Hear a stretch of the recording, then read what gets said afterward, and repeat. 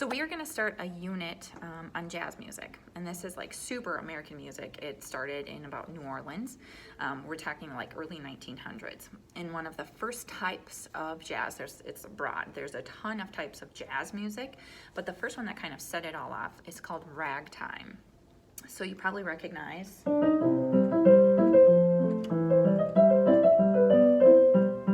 that one. It's called The Entertainer.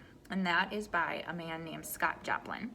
And he was from New Orleans, and he kind of started this whole movement. And so what it was basically he took kind of the marches that we had, like John Philip Sousa made, and made them more dance-like. He used a thing called syncopation, where it's like you had offbeats. And that's where jazz kind of came in. We took like super straightforward music and added more of like an African-American tilt to it. And that's how ragtime started. Another one that he's really familiar for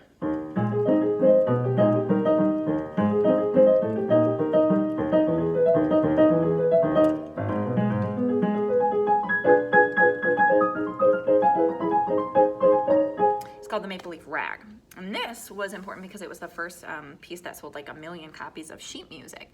So it was more accessible to people.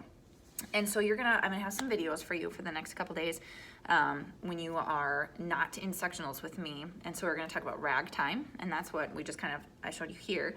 You'll go into Dixieland, and then we'll talk about Louis Armstrong, who you probably will recognize his voice once you hear that video. And then we'll move into a couple other genres later.